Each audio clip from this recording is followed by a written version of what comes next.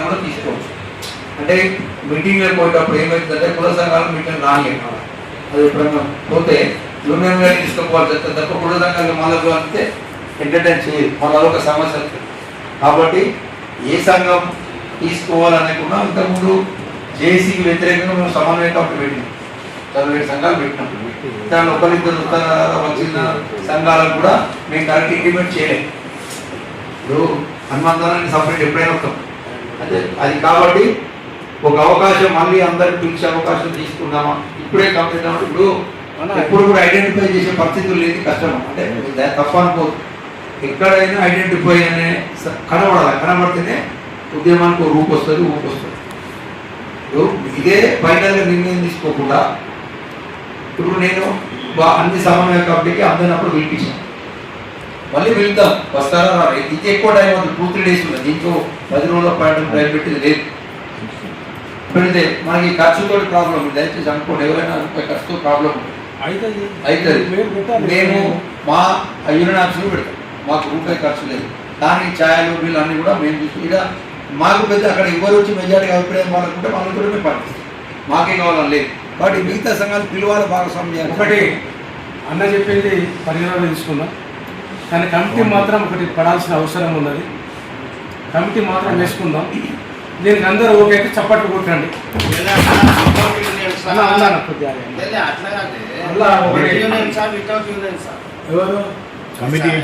మేము మాతో కలిసి వచ్చినటువంటి యూనియన్ మేము వాళ్ళంటే మేము నడుస్తాం, ఓకేనా?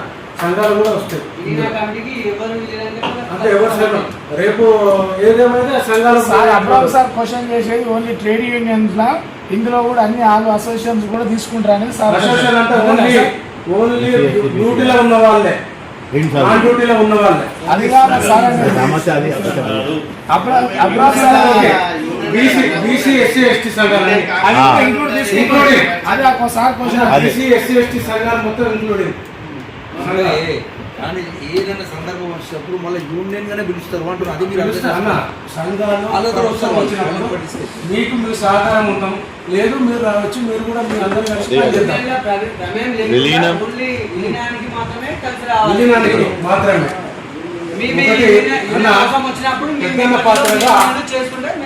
పెద్దల పాత్రగా మీరేమన్నా ఆబ్జెక్షన్ చెప్తారా? మీరు కంటేమంటారా? వచ్చిన వాళ్ళకి వేకెన్సీ కూడా ఉందని మీరు ఏం నిర్ణయం అనుకున్నారో, ఏ లెక్క ప్రకారం అనుకున్నారో మీరు ఒక కమిటీ వేసుకోండి. కుమార్ సార్ అన్న, మా ఒపీనియన్ ఏంటంటే ఇప్పుడు ఇక్కడ ఒకవేళ ఇన్ కేస్ ఇంతమందిని చూసినాక ఇంత బయటికి మెసేజ్ పోయిన తర్వాత మిగతా యూనియన్ నాయకులు రాని వాళ్ళు కూడా పక్షాతాపం పడకుండా వాళ్ళు వస్తా అంటే వాళ్ళని కూడా కమిటీలో చేర్చుకుంటామని డిక్లేర్ చేయండి. ఇప్పుడు అదే కదా అడా కమిటీ అంటే, అదే కదా అడా కమిటీ అంటే భవిష్యత్తులో ఇంకా వేరే యూనియన్ కానీ అసోసియేషన్ కానీ కలిసి వస్తే వాళ్ళని స్వాగతించి తీసుకుందాం. అది ప్రజెంట్ మళ్ళీ కూర్చోవాలంటే అది పెద్ద పని, పెద్ద రిస్క్ తోటి కూడా. అది మీటింగ్ పెట్టిన వాళ్ళకి తెలుస్తుంది. రిస్క్ సంగతి తర్వాత దేవుడు వచ్చిన వాళ్ళు మళ్ళీ రారు. ఈ ప్రభుత్వం కూడా ఎప్పుడు ఎన్నికలు పెడుతుందో, ఏ యూనియన్ ఎప్పుడు ఏం చేస్తుందో తెలియని పరిస్థితుల్లో అనుమానాస్పదం ఉంది. కాబట్టి కమిటీని ఒక స్ట్రెంథన్ చేయడానికి అవకాశం కావాలి. కాబట్టి స్ట్రెంథన్ చేద్దాం కొంతవరకు. దీనికి మీ పేర్లు సూచించండి. నేను మాత్రం ఉద్యమ సంఘంగా మాత్రం నేను దానికి ఉంటాను.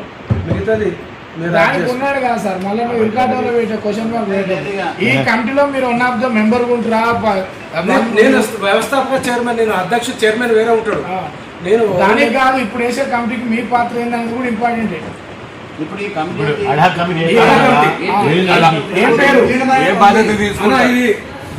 తెలంగాణ ఆర్టీసీ విలీన సాధన కమిటీ కావాలి. టీజీఎస్ఆర్టీసీ విలీన సాధన కమిటీ తెలుగులో పెట్టుకుందాం. తెలంగాణ రాష్ట్ర రోడ్డు రవాణా సంస్థ విలీన కమిటీ, విలీన సాధన కమిటీ.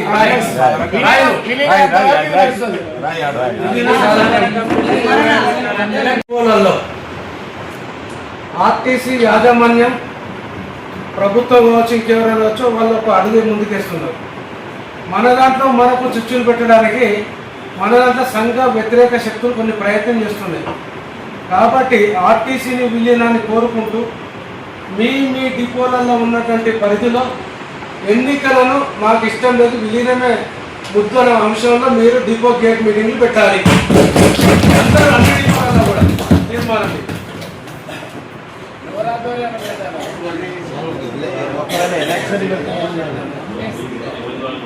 ఇవన్నీ కూడా కమిటీ చేస్తాము.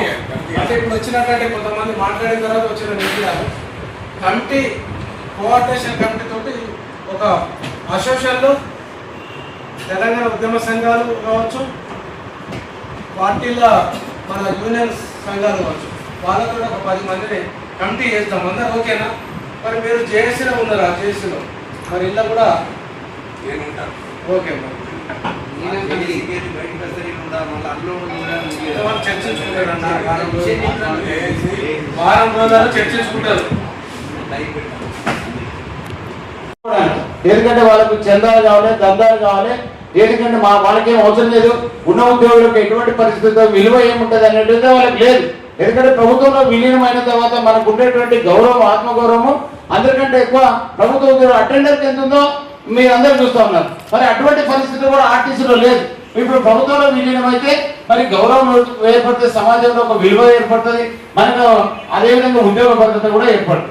చాలా మంది మన కండక్టర్లు కూడా ఉద్యోగ భద్రత కావాలి, డ్రైవర్ కూడా ఉద్యోగ భద్రత కావాలంటే ఉన్నారు. కానీ ఉద్యోగ భద్రత అనేది ప్రభుత్వంలో విలీనమైన తర్వాత ఆటోమేటిక్గా ఉద్యోగ భద్రత వస్తుంది.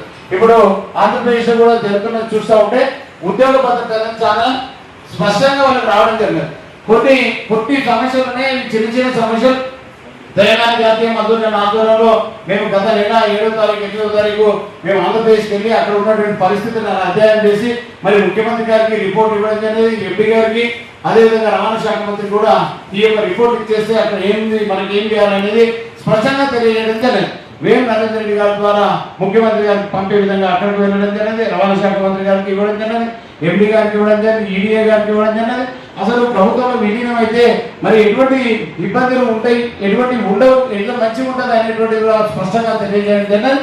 అందువల్ల దాన్ని దృష్టిలో పెట్టుకొని తప్పకుండా తెలంగాణ జాతీయ మంత్రులు కూడా ఈ నెల 24వ తేదీ నాడు మన యూనియన్ ఆధ్వర్యంలో మరి ఆమరణ నిరాహార దీక్ష కూడా చేపట్టబోతా ఉన్నాం. అది మీ అందరికీ తెలిసిందే, అది ప్రకటించడం జరిగింది. దీనికి అందరూ కూడా ఆర్టీసీలో ఉన్న యూనియన్ అన్ని కూడా మనకు మద్దతు ప్రకటించాల్సిన అవసరం ఉందని వారిని కూడా నేను ఈ యొక్క సమావేశం ద్వారా అందరినీ కూడా ఆహ్వానం పలుకుతా ఉన్నా. మరి ఈ సందర్భంగా ఏదైతే మన చిరకాల వాంఛ, అసలు చాలా మంది మరి 2012 మేము ప్రభుత్వంలో విలీనం డిమాండ్ పెట్టామన్నారు. మరి 12 నుంచి మనం అందరం ఉన్నాం, ఎక్కడ పోరాటం లేదు, ఎక్కడ ఏం చేయలేదు, మరి ఏం చేస్తున్నారో వాళ్ళకే తెలుసు. మరి 2017లో మా యొక్క యూనియన్ పెట్టిన తర్వాత 2019లో రాష్ట్ర వ్యాప్తంగా 90 డిపోలు మరి కార్మిక చైతన్య యాత్ర చేసి ప్రభుత్వం విలీనం చేయాలని ప్రతి డిపో దగ్గర బ్యానర్ పట్టుకొని మరి ప్రతి డిపో దగ్గర ఒక స్టేట్మెంట్ ఇచ్చి ఒక 100 డిపోలు 90 డిపోల్లో మేము అందరూ కూడా స్టేట్మెంట్ ఇవ్వడం జరిగింది. ఆ విధంగా పోరాటం చేసాం. 2019లో సమ్మె నోటీస్ ఇచ్చింది కూడా తెలంగాణ జాతీయ మంత్రులనే మొట్టమొదటిగా సమ్మె నోటీస్ ఇచ్చింది. మరి ఆ యొక్క సమ్మె సందర్భంగా ఇదే అశ్వత్థామరెడ్డి, అప్పుడున్నటువంటి ఎంప్లాయీస్ యూనియన్ రాజిరెడ్డి గారు వీళ్ళందరూ కూడా ఈ యొక్క విలీన డిమాండ్ 28 రోజులకే మరి వాళ్ళు విరమించుకోవడం జరిగింది. అంటే ఈ విధంగా కూడా స్పష్టత లేదనేది స్పష్టంగా తెలుస్తా ఉన్నది.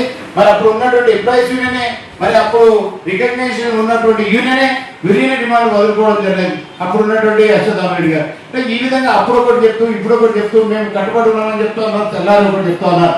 మరి ఈ విధంగా చేస్తున్నటువంటి నాయకులకు ఎవరు బుద్ధి చెప్పాలంటే ఇప్పుడు ఉన్నటువంటి ఆర్టీసీ ఉద్యోగులందరికీ తగే బుద్ధి చెప్పాల్సిన అవసరం ఉంది.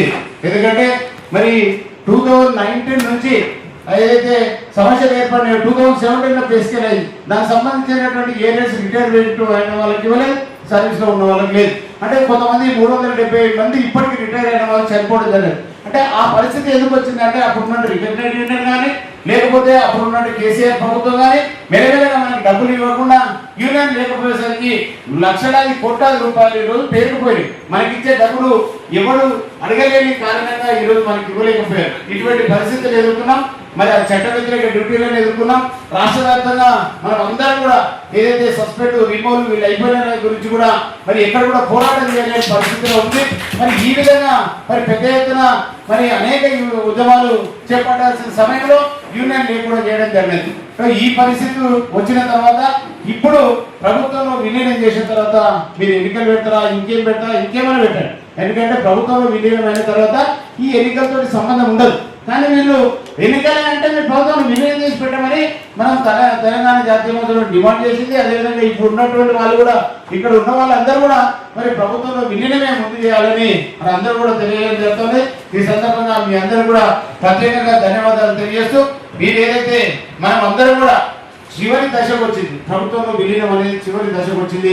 ఈ దశను మనం వెనక్కి పెడితే మళ్ళీ ఇక 2 ఏళ్ళు 3 ఏళ్ళు అయ్యేటువంటి పరిస్థితులుగా మరి మనకు ఈ యొక్క కోరిక నెరవేరదు. దీన్ని దృష్టిలో పెట్టుకొని ప్రతి ఒక్కరు కూడా ప్రతి ఒక్కరికి చెప్పాల్సిన అవసరం ఉంది. ఎందుకంటే ప్రభుత్వంలో విలీనం కావాల్సిన సమస్య చాలా పెద్దది కాబట్టి అందువల్ల అందరూ కూడా ఈ యొక్క విలీనమే ముందు కావాలని మరి కోరాల్సిందిగా మీ అందరికీ విజ్ఞప్తి చేస్తూ, మరి 2-3 తీర్మానాలు కూడా ఈ యొక్క విలీనం కంటే ముందే ఇక 2-3 రోజులలో ఎర్ర ఇబ్బంది పెట్టి ఒక ధర్నా కూడా రాష్ట్ర వ్యాప్తంగా అన్ని డిపోలో చేయాలని ఈ రోజు తీర్మానం కూడా చేయాల్సిందిగా ఈ సందర్భంగా తెలియజేస్తారు. వచ్చిన వివిధ యూనియన్ నాయకులందరికీ గుడ్ ఈవినింగ్. ఈరోజు ఒకటే ఒక నినాదం, విలీనమే ముఖ్యం. ఎలక్షన్ తర్వాత ఎలక్షన్ అనేది అంత ఇంపార్టెంట్ కాదు, విలీనం ఒకటే మనకు కార్మికుల లక్ష్యం. సో దానికోసం ఒక రౌండ్ టేబుల్ సమావేశం కాదు, ఇలా ఒక కమిటీ ఏర్పాటు చేసుకొని ఈ కమిటీ ఆధ్వర్యంలో మనందరం మరో ఉద్యమాన్ని ముందుకు తీసుకెళ్లి సీఎం గారి ద్వారా మనని విలీన ప్రక్రియ ఎంత తొందర అయితే అంత తొందర చేయాలని ఈ యొక్క ఆలోచనతో జీకే సోమన్న మేమందరం ఆలోచించి ఈ రౌండ్ టేబుల్ సమావేశం ఏర్పాటు చేసి ఈ యొక్క కార్యక్రమాన్ని దిగ్విజయంగా సక్సెస్ చేసినందుకు వచ్చిన వారి అందరికీ ప్రత్యేకమైన ధన్యవాదాలు తెలియజేస్తూ, నేను బహుజన వర్కర్స్ యూనియన్ తరఫు నుంచి సుద్దాల సురేష్ అనే గారు నన్ను ఇక్కడ ప్రతినిధిగా పంపించారు. యూనియన్ గా ప్రతినిధిగా వచ్చాను. నేను అడిషనల్ జనరల్ సెక్రటరీ బహుజన వర్కర్స్ యూనియన్. అయితే జక్కుల మల్లేష్ అన్న గారికి ఆల్రెడీ నేను చెప్పాను, అక్కడ మేము యూనియన్ తరఫున వచ్చాము, జేఏసీ తరఫున రాలేదన్నా. రేపు అవసరమైతే జేఏసీని పక్కకు పెట్టారా మేము ఈ యొక్క కార్మికుల చిరకాల ఆకాంక్ష ఏదైతే ఉందో విలీనానికే కట్టుబడి రేపు ఎవరైనా మీరైనా ముందుకెళ్తే ప్రభుత్వంతో ఒప్పించడానికి హనుమంతైన ఎవరైనా వారితో సహకరించి కార్మికుల యొక్క కోరిక మేరకు మేము కలిసి పనిచేయడానికి సిద్ధంగా ఉన్నాం. మా జనరల్ సెక్రటరీ గారిని కూడా మేము ఒప్పించే సామర్థ్యం మాకుంది. ఒకటి ఇలా జేఏసీ కూడా నిన్న మేము 12వ తారీఖు నాడు అక్కడ బస్భవన్కి మన ఈడీల మీటింగ్కి వచ్చినప్పుడు అక్కడ చర్చ జరిగినప్పుడు మేము కరాకనే చెప్పాం, మీరు కనుక ఎలక్షన్ అంటే ఈ రోజు నుంచి ఎలక్షన్కి వెళ్ళండి, మేము మాత్రం విలీనానికే ఉన్నాం. ఇప్పటి నుంచి జేఏసీ అవసరం లేదు, మీరు సొంతంగా మీ ఎలక్షన్ల కోసం మీరు ప్రచారం చేసుకోండి. అక్కడక్కడ పోయి డిపోలలో మీరు కమిటీలు వేసుకొని మీ సొంత ప్రయోజనాల కోసం అది చేస్తున్నారు, ఎలక్షన్కే మొగ్గు చూపుతున్నారు. మమ్మల్ని అడగకుండా మీరు ఏదైతే సమ్మెన మాకు ఎలక్షన్ కావాలని మీరు లేబర్ కమిషన్ లెటర్ ఇచ్చారు, ఇవన్నీ జేఏసీని అతిక్రమించి మీరు జేఏసీ చైర్మన్ గా ఉండకుండానే మీ సొంతంగా యూనియన్ యొక్క పబ్బం కట్టుకోవడానికి ప్రయత్నం చేశారు. కాబట్టి దీన్ని మేము అందరం వ్యతిరేకిస్తున్నామని థామస్ రెడ్డి అన్న, మేము మిగతా కత్లయ్యారయ్య వీళ్ళందరం కూడా అన్నాం. సో దాన్ని ఆయన రిలైజ్ చేసుకొని మేము కూడా విలీనానికే కట్టుకోవడం అప్పుడు మాకు పొరపాటు జరిగింది. అవసరమైతే మేము కూడా ఇప్పుడు సీఎం గారికి మరో లెటర్ జేఏసీ పక్షాన మనం లేబర్ కమిషన్ కి అందరం కలిసి విలీనం కోసమే ప్రయత్నం చేద్దాం, విలీన ప్రధాన ఏజెండా అని చెప్పి అక్కడ రావడం జరిగింది. సో వాళ్ళు ఎంత మటుకు మాట మీద ఉంటారని తెలియదు, కానీ మేము మాత్రం బహుజన వర్కర్స్ యూనియన్ గా మేము కంపల్సరీ రేపు కనుక వాళ్ళు ఏ మాత్రం గుడ్ల ఎత్తరాలు చేసి దొంగ వైఖరి అవలంబిస్తే కంపల్సరీ ఆ క్షణమే మేము వైదొలిగి జేఏసీ నుంచి వైదొలిగి మేము కంపల్సరీ రేపు హనుమంతరావు కానీ మీరు కానీ ఎవరైనా ఒక ఉద్యమాన్ని ముందుకు తీసుకెళ్ళడానికి ఈ యొక్క విలీన ప్రక్రియను వేగవంతం చేయడానికి ముందుకు వచ్చిన వారితో పనిచేయడానికి సిద్ధంగా ఉంది. Thank you. ఇప్పుడు సామాన్ గారు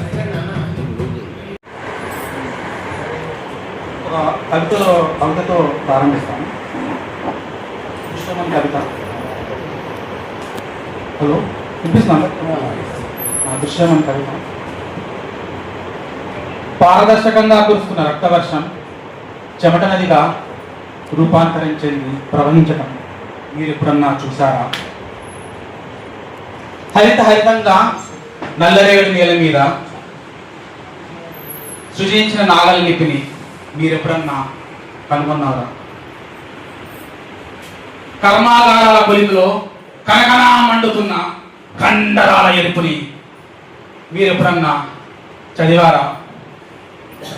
ఇంతకీ పాలరాతి బొమ్మైన పార్లమెంటు భవనమైన వాడు చుడితేనే శ్రీకారం, వాడు పడితేనే ఆకారం. అదే విధంగా మన భక్తులు ఉన్నప్పటికీ రికగ్నిషన్ మాకు ఎవరు దొరుకుతలేదు. 50 లక్షల మంది నిరుద్యోగులు ఉన్నారు. మళ్ళీ మేము రైతు రాజేంద్ర అన్న రైతు ఈ విధంగా రాజేంద్ర తెలియదు. నీళ్ళేమో భూస్వాములో పోతున్నాయి, వాళ్ళు రాజులైనరు భూస్వాములే. కౌలు తీసుకున్న రైతులు మాత్రం అయితే లేవు. ఇది ఎలక్ట్రిసిటీ దాని గురించి అయితే బడ్జెట్ మిగులు బడ్జెట్ ఉంటే మిగులు బడ్జెట్ వేరే రాష్ట్రాలకు అమ్ముకున్నారు.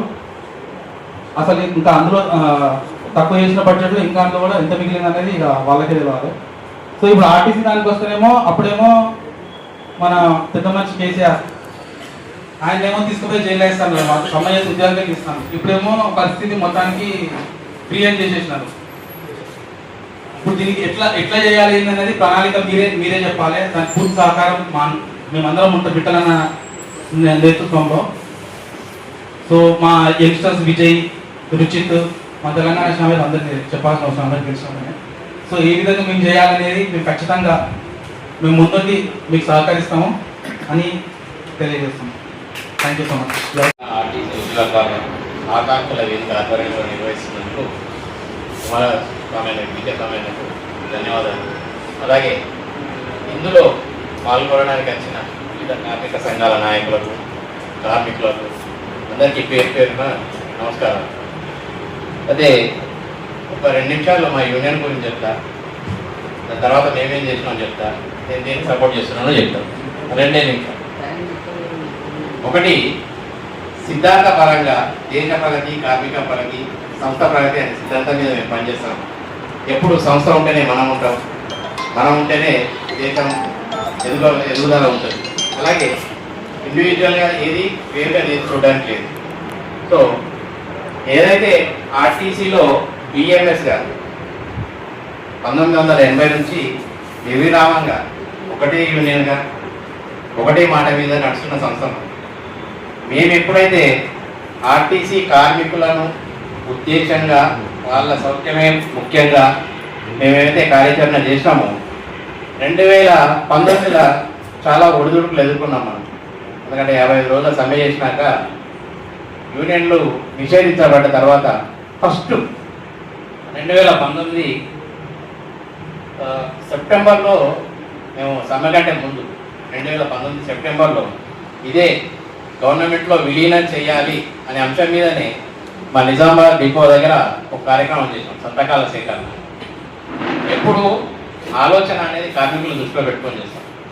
ఇదే నిషేధం విధించినాక 2020 నవంబర్లో ఈడీ ఆఫీస్ ముందట ఫస్ట్ ధర్నా చేసింది మేమే.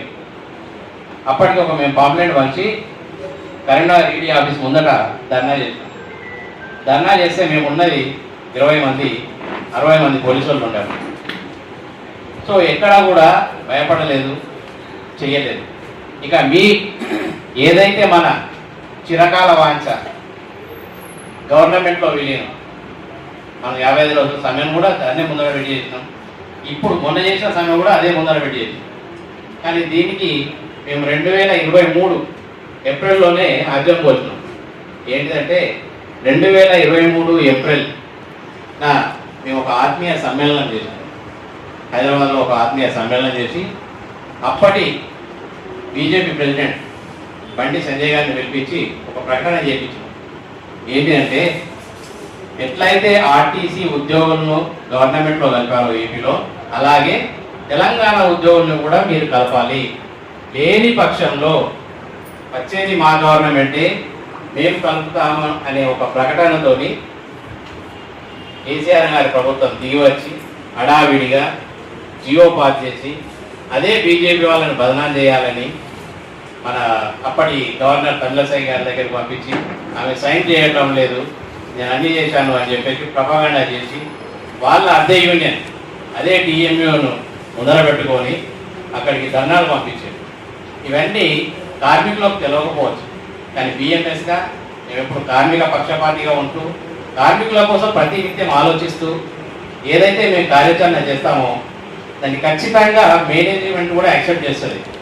దీనికి మంచి ఉదాహరణ మీ అందరికి తెలియకపోవచ్చు కానీ నేను చెప్తాను.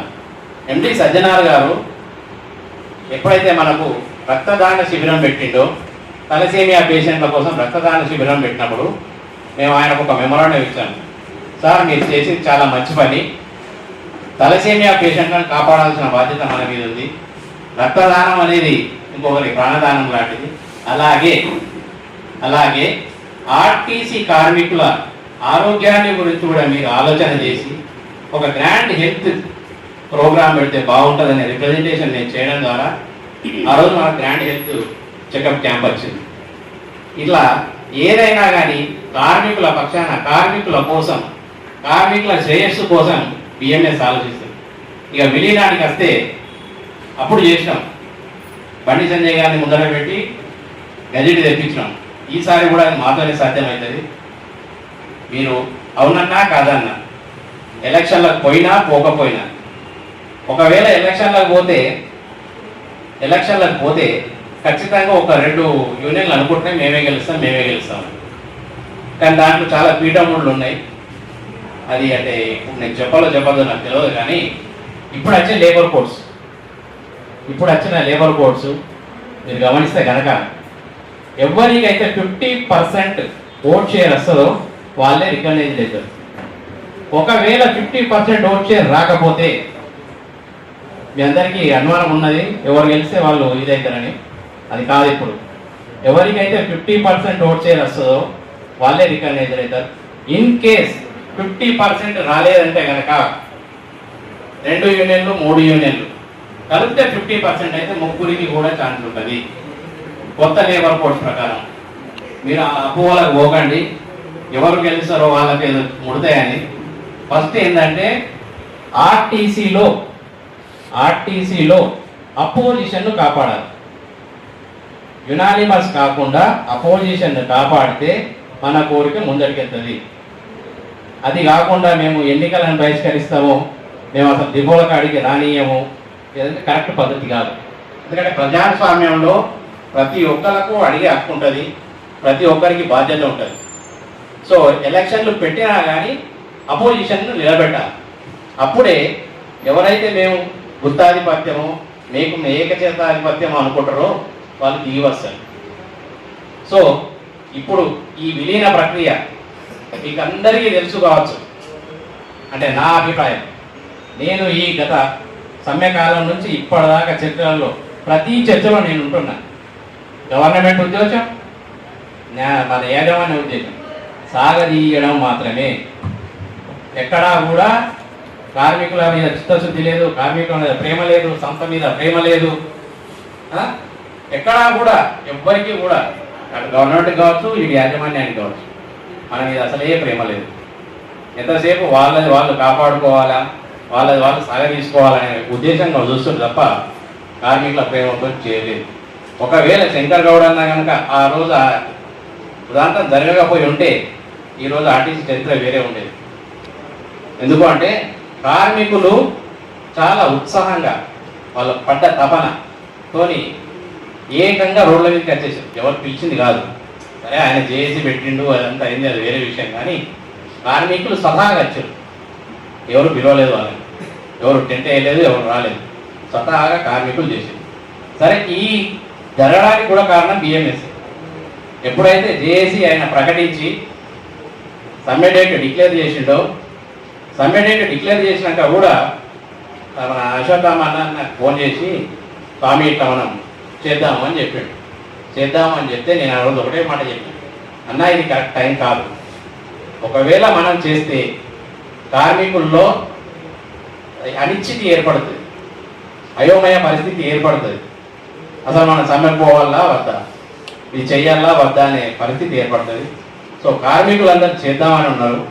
మంచో చెడు ఒక ఆయన ముందరికి పోయిండు. సరే మనం ఆయనకు సపోర్ట్ చేద్దామంటే అందరం కలిసి ఈ ఉన్న చేసి ఎవరైతే కార్మిక సంఘాలు నోటీస్ ఇయ్యని వాళ్ళు ఉన్నారో అందరూ కూడా సపోర్ట్ చేయడం వల్ల ఇవాళ ఒక కొలిక్ వచ్చింది. అట్లీస్ట్ మనకు 11% వచ్చింది. అయితే ఈ విలీనం అనే ప్రక్రియ ఖచ్చితంగా ఇంకో 2 సంవత్సరాలు పోతుంది. ఇట్లా గ్యారంటీ, నో డౌట్. ఎందుకు అంటే ఎలక్షన్ల మాటలు మాట్లాడరాని ఈడీలు, ఎలక్షన్ల మాటలు మాట్లాడరాని డిఎంలు ఎలక్షన్ల మాట మాట్లాడుతుంది.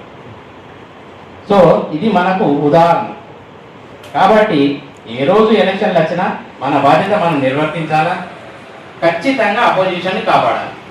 అపోజిషన్ని కాపాడినప్పుడు ఎదుటి వాళ్ళకి భయం అవుతుంది, ప్లస్ చేయాలనుకున్న వాళ్ళు చేస్తారు, ఆలోచన కలుగుతుంది. మేము ఎప్పుడైనా విలీనానికి సపోర్ట్గానే చేసినాము. ఖచ్చితంగా విలీనం మా ఉద్దేశం కూడా. ఎక్కడ కూడా దీంట్లో భేదాభిప్రాయాలు లేవు. కాకపోతే ఏంటంటే ఇక్కడున్న సంఘాలు ఏవైతే సంఘాలు అన్నీ ఉన్నాయో అవి ఏకతాటిపైకి రాకపోవడం వల్ల కొంచెం అనిశ్చితి ఏర్పడ్డది. ఖచ్చితంగా అందరూ ఒకటైతే కనుక, ఈ వేదిక నుంచి చెప్తున్నా, ఖచ్చితంగా అందరూ ఒకటైతే కనుక, ఆర్టీసీలో కార్మిక సంఘాలన్నీ ఒకటైతే కనుక రేపు పొద్దున్నే మనకు విలీనం వస్తుంది. కానీ ఆ ఒక్కటయ్యే పరిస్థితి కనిపించట్లేదు. ఎందుకంటే ఒక ఆయన నేనే గెలుస్తాను అనుకుంటున్నాను, ఒక ఆయన నేనే గెలుస్తాను అనుకుంటున్నాను. కాబట్టి వాళ్ళిద్దరు గెలుస్తూ ఓటముల తర్వాత అసలు వాళ్ళకి రూల్స్ తెలిసి ఫస్ట్ చేస్తే బాగుంటుంది. మేమైతే ఖచ్చితంగా విలీనానికి సపోర్ట్ చేస్తాం.